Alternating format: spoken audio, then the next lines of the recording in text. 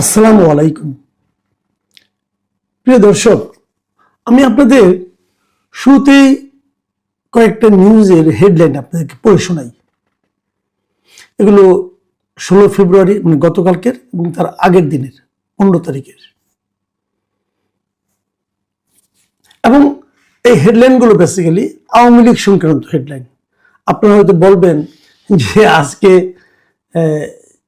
এমপিদের শপথ হচ্ছে, রাতে মন্ত্রিসভা গঠিত হবে, এগুলো গুরুত্বপূর্ণ নিউজ। এগুলো বাদ দিয়ে আমি কেন আওয়ামী লীগের হেডলাইন পড়ছি না? ওগুলো নিয়ে আমি আলোচনা করবো আজকে, পরে আমি আবার বিকেলের দিকে সবগুলো নিয়ে আলোচনা করব। তার আগে আওয়ামী লীগের এই হেডলাইনগুলো আমার কাছে পড়া খুব জরুরি মনে হচ্ছে, এই কারণে যে আগামী দিনের নির্বাচনে এইগুলো বড় ইস্যু হয়ে দাঁড়াবে।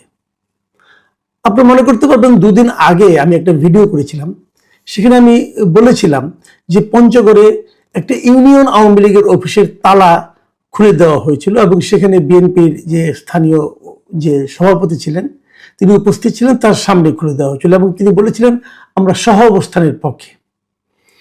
এবং ওই তালাটা লাগিয়েছিলেন জামাতের লোকজন, এই জামাতে যিনি লাগিয়েছিলেন তিনিই খুলে দিয়েছেন, এবং সেটা নিয়ে আমি একটু প্রশংসাই করেছিলাম। কিন্তু মাথায় রাখবেন একটা কথা, আপনারা প্রয়োজনে ভিডিওটা আরেকবার দেখতে পারেন আমি আসলে কি বলেছিলাম। আমি তখন তারেক রহমানের একটা উদ্ধৃতি বলেছিলাম যে বিজয়ীরা আসলে যে মানে বিজয়ীর কাছে যদি পরাজিতরা যদি নিরাপদ থাকে, তাহলে সেটাই হলো বিজয়ের প্রকৃত মহত্ব। অত্যন্ত দার্শনিক কথা, এবং সেটার যে কি ইন্ডিকেশন হতে পারে সেটাও আপনারা নিশ্চয়ই বুঝতে পেরেছেন, এবং আমার ওটা পছন্দ হয়েছিল, এই জন্য আমি ওটার সঙ্গে মিলিয়ে কথা বলেছিলাম। কিন্তু কথা হলো, একটা দলের অফিসের তালা খুলে দেওয়া, দলটাকে মানে অফিসটাকে তালা খুলে দেওয়া মানে কিন্তু এই নয় সেই দলের রাজনৈতিক কর্মকাণ্ড শুরু হয়ে গেল। আওয়ামী লীগের রাজনৈতিক কর্মকাণ্ড এই মুহূর্তে বন্ধ। কে বন্ধ করেছে? সরকার বন্ধ করেছে। কিভাবে? একটা নির্বাহী আদেশের মাধ্যমে। আমি নিজে বহুবার বলেছি যে নির্বাহী আদেশের মাধ্যমে আওয়ামী লীগের রাজনৈতিক কর্মকাণ্ডকে স্থগিত রাখা হয়েছে, আওয়ামী লীগের কর্মকাণ্ড স্থগিত রাখা হয়েছে। সেই নির্বাহী আদেশের যে আইনটা, সেই আইনটাকে আমি কালো আইন মনে করি, এবং এই আইনটা উচিত নয় বলে আমি মনে করি, অগণতান্ত্রিক বলে আমি মনে করি। কিন্তু এই দেশের এক নাগরিক হিসেবে, একজন নাগরিক হিসেবে আমি এই আইনটাকে অমান্য করতে পারি না। ব্যাপারটা ভালোভাবে খেয়াল করবেন আপনারা ভাই। আপনি আইনটাকে অপছন্দ করতে পারেন, কিন্তু আইনটাকে আপনি অমান্য করতে পারবেন না। যতক্ষণ পর্যন্ত এই আইনটা আছে ততক্ষণ পর্যন্ত আপনাকে এই আইনটা মানতে হবে। আপনি যদি পছন্দ না হয়, তাহলে এই আইন বাতিলের জন্য আপনি আন্দোলন করেন, কোনো সমস্যা নাই। আইনটা বাতিলের জন্য আন্দোলন করেন, কিন্তু আইনটা অমান্যের জন্য আন্দোলন করতে পারবেন না। তাহলে তো দেশটা চলবে না। দেখুন, আমি যে নিউজগুলো পড়তে যেতাম এটাগুলো পড়ি, তারপরে এটা আমি আবার আলাপ করি। আজকের কয়েকটা ঘটনা। দশমিনা আওয়ামী লীগের অফিস খুলে মিলাদ, ফের ভাঙচুর তালা, এটা আজকের পত্রিকা প্রকাশিত হয়েছে। এখানে ঘটনা এটা সকালে যে পটুয়াখালী দশমিনা উপজেলার আওয়ামী লীগের একটা কার্যালয় খোলা হয়েছে, খুলে সেখানে মিলাদ পড়া হয়েছে, অমুক হয়েছে তমুক হয়েছে। সকাল 7টার দিকে ঘটনা ঘটছে। তারপরে 11টার দিকে যায় সেটাকে বিএনপি যুবলীগের যে সাংগঠনিক সম্পাদক আছে তার নেতৃত্বে একদল লোক যে সেই কার্যালয় ওখানে যে ভাঙচুর করছে, এবং তারা আবার সেটাকে তালাবদ্ধ করে দিয়েছে। দেখুন, আমি আবার আরেকটা নিউজ পড়ি আপনাকে। বগুড়ায় আওয়ামী লীগের কার্যালয়ে জাতীয় পতাকা উত্তোলন, ফেসবুকের ছবিতে লেখা দাবায় রাখতে পারবে না, এভাবে ফেসবুকে লেখা হয়েছে। এবং এখানেও একই জিনিস কে করেছে না করে তার কোনো যোগাযোগ নেই। এবং এই ঘটনার পরে এই ব্যাপারে বগুড়ার যিনি আওয়ামী লীগ বিএনপি যিনি সভাপতি আছেন রেজাউল করিম বাদশাহ, তাকে জিজ্ঞাসা করা হয়েছিল, এবং তিনি দেখেন কি জবাবটা দিয়েছেন। তার জবাবটা আমার কাছে খুবই গুরুত্বপূর্ণ মনে হয়। তিনি বলেছেন যে আওয়ামী লীগের ভাঙা কার্যালয়, মানে এটা আগে একবার ভাঙা হয়েছিল জুলাই আন্দোলনের পরে, ভাঙা কার্যালয়ে জাতীয় পতাকা উড়ানো হয়েছে বলে জেনেছি। জেলা আওয়ামী লীগ তাদের ফেসবুকে নাকি এ সংক্রান্ত একটি ছবি পোস্ট করেছে। ছবিটা আজকের কিনা তা নিশ্চিত নয়। ঘটনা সত্য হয়ে থাকলে এর দায় প্রশাসনের।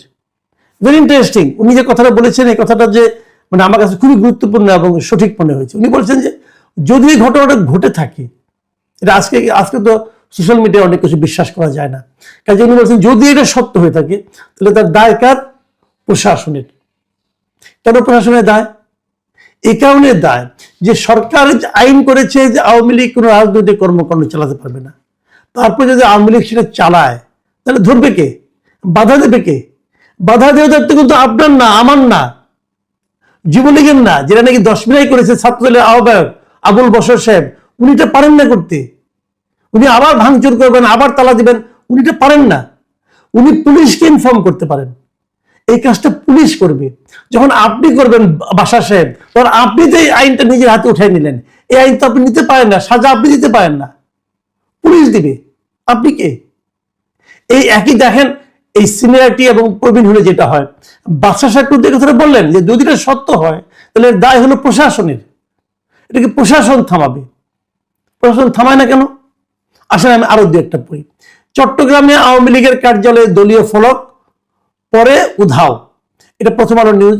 এখানে উত্তর জেলার একটা কার্যালয়ে দু তিনজন লোক যে একটা দলের একটা মানে আপনার সাইনবোর্ডের মতো টাঙিয়ে দিয়ে আসছে, পরে আবার উধাও হয়ে গেছে। পরে যে দেখা গেছে নাই, তারপরে কি রাতে সেখানে যে দেখা গেছে জাতীয় নাগরিক পার্টির নেতা কর্মীরা সেখানে অবস্থান করছে। কেন ভাই আপনি অবস্থান করবেন কেন? ওটা তো আপনার কার্যালয় নয়, আওয়ামী লীগের কার্যালয়। যদি আওয়ামী লীগের কার্যালয়ে কেউ অনিয়ম করে সেটা পুলিশ দেখবে, আপনি কেন? আপনি কি পুলিশ? এটা তো আপনি পারেন না। এই বাড়াবাড়িটাই কিন্তু এই সমস্ত ঘটনা ঘটাচ্ছে। গতকালকে 2-3টা আপনাদের নিউজের শিরোনাম পড়ে শোনাই। গতকালকে একটা নিউজ ছিল যে খুলনায় কার্যক্রম নিষিদ্ধ আওয়ামী লীগের অফিসে নেতাকর্মীদের প্রবেশ, এটা দৈনিক নয়া দিগন্তের একটা নিউজ। সেখানে বলতেছে যে মহানগরীর শঙ্খ মার্কেটের কাছে আওয়ামী লীগের অফিস খুলে সেখানে কয়েকজন নেতাকর্মী প্রবেশ করেন। তারপরে সেখানে তারা শেখ হাসিনা এবং শেখ মুজিবের ছবি পাশাপাশি রেখে মাল্যদান করেন, কিছুক্ষণ সেখানে অবস্থান করেন, জয় বাংলা জয় বঙ্গবন্ধু স্লোগান দিয়ে, পরে নেমে এসে তালা লাগিয়ে চলে যান। এর আফটার ইফেক্ট সম্পর্কে আমি কিছু জানি না, জানতে পাইনি, এই নিউজেও নাই। আগে একটা নিউজ দেখেন, ঠাকুরগাঁয়ের পীরগঞ্জে 1.5 বছর পর আওয়ামী লীগের নেতাকর্মীদের স্লোগান, এটাও প্রথম আলোর নিউজ। এখানেও এই কথা হলো পীরগঞ্জ উপজেলায় আওয়ামী লীগের নেতাকর্মীরা স্লোগান দিয়েছে। তারা পীরগঞ্জ শহরের লিচুতলা এলাকায় অবস্থান নিয়ে গিয়েছে, পরে জাতীয় পতাকা উত্তোলন করেছে, বিভিন্ন স্লোগান দিয়েছে। এখানে কোনো অফিস টফিস খুলে নাই, কিন্তু তারা রাজনৈতিক কর্মকাণ্ড শুরু করেছে।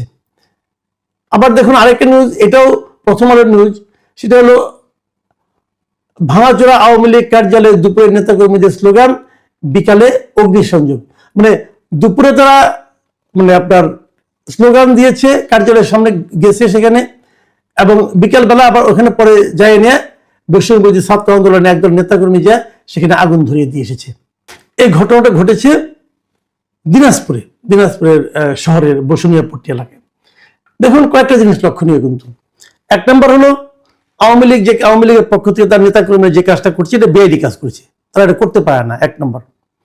2 নম্বর কাজ হলো কিছু কিছু জায়গায় নিয়ে ছাত্রদলের লোকজন দিয়ে সেটাকে আবার ভাঙচুর করছে এবং আবার তালাবদ্ধ করে দিয়েছে।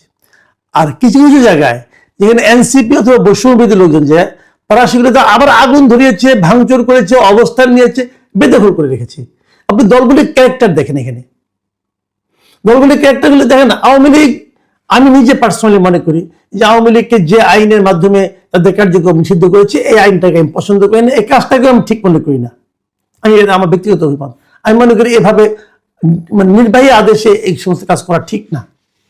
আওয়ামী লীগকে জনগণ যদি প্রত্যাখ্যান করে করবে, জনগণ প্রত্যাখ্যান না করলে থাকবে, এটাই নিয়ম হওয়া উচিত। কিন্তু অন্তর্বর্তীকালীন সরকার করেছে, তাদের এই কাজটাকে আমি পছন্দ করি নাই, সমালোচনা করেছে, আপনিও করেন, কোনো সমস্যা নাই। কিন্তু আইনটা যতক্ষণ আছে, যতক্ষণ পর্যন্ত তুলে নেওয়া না হচ্ছে, ততক্ষণ পর্যন্ত আওয়ামী লীগের নেতাকর্মী যদি এই ধরনের কাজ করেন তাহলে তাদেরকে আমি মনে করি আইন ভাঙার অপরাধে আটক করা উচিত।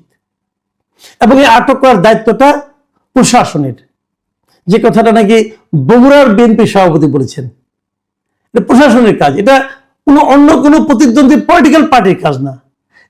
এনসিপি কিন্তু এই কাজটা এতদিন নিজের হাতে আইন তুলে নিয়েছিল এবং নিজের হাতে আইন তুলে নিয়ে এদের আগুন ধরিয়ে দিল, এটা কিন্তু মব করলো। এই মবের জন্য তাদের বিরুদ্ধে পুলিশের উচিত শাস্তির ব্যবস্থা করা। ভাই দেশে আপনি, আপনার কাছে মনে হলো আমি কাজটা খারাপ করছি অথবা আমি আইন ভাঙছি, আপনি প্রয়োজন হলে এই বিষয়টা নিয়ে আপনি থানায় বলেন, পুলিশকে বলেন, বাট আপনি তো পারেন না, আপনি আমার গায়ে হাত তুলতে পারেন না, এই অধিকার আপনাকে দেওয়া হয় নাই।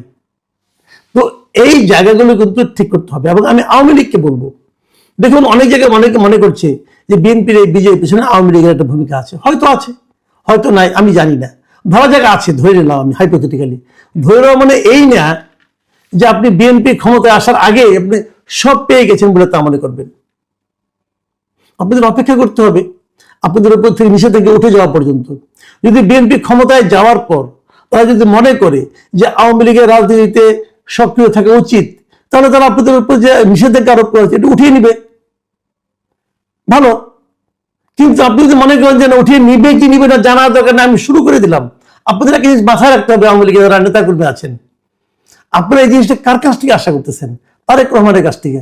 এই তারেক রহমানকে আপনারা কি করেছিলেন বলেন তো? একবার মনে করে দেখেন, তারেক রহমান বিদেশে ছিলেন, লন্ডনে ছিলেন, লন্ডন থেকে উনি উনার নেতা কর্মীদের কিছু কিছু কথাবার্তা বলতেন মাঝে মাঝে, নেতাদের উদ্দেশ্যে, কর্মীদের উদ্দেশ্যে, সমর্থকদের উদ্দেশ্যে। আপনারা কি করেছিলেন? আপনি সেই কথা প্রচার করা নিষিদ্ধ করে দিয়েছিলেন এই দেশে। ওটা গণতান্ত্রিক ছিল? যার ব্যাপারে আপনারা এরকম সিদ্ধান্ত নিয়েছেন, তাকে তার সিদ্ধান্ত নিতে দেন, অপেক্ষা করেন। আপনারা যদি মনে করেন যে আপনাদের প্রতি অন্যায় করা হয়েছে, সেই অন্যায় তাকে সমাধান করতে দেন। আজকে যেটা করছেন, তারা যদি আপনার সঙ্গে ওই কাজটাই করে, এবং তারা সেটা করতেই পারে, তারা তো এর ভোগান্তির শিকার হয়েছে 1 বছর 2 বছর না, কিন্তু বছরের পর বছর আপনারা এদেশের কোনো গণমাধ্যমে তারেক রহমানের কোনো কথা প্রচার করতে দেন নাই। ভুলে যান কেন তাড়াতাড়ি? কাজেই আমি মনে করি সংযম সবচেয়ে বড় পদ্ধতি। আপনাদেরকে আইন মানতে হবে। আইন খারাপ হতে পারে, সে খারাপ আইনের বিরুদ্ধে লড়াই করেন, কিন্তু আইন যতক্ষণ, খারাপ আইনটা যতক্ষণ বলবৎ আছে সেটাকে মানতে হবে। তা না হলে দেশ অরাজকতায় ভরে যাবে, তা না হলে দেশে মবতন্ত্র প্রভাব বিস্তার করবে। আমরা মব চাই না। আমরা আইন ভেঙে অফিস খুলে দলীয় স্লোগান যেমন চাই না, তেমনি কেউ এরকম করলে অন্যরা বিরোধী পক্ষ আইন হাতে তুলে নিয়ে তাদেরকে মারপিট করবেন, আগুন ধরিয়ে দিবেন, আমরা এটাও চাই না।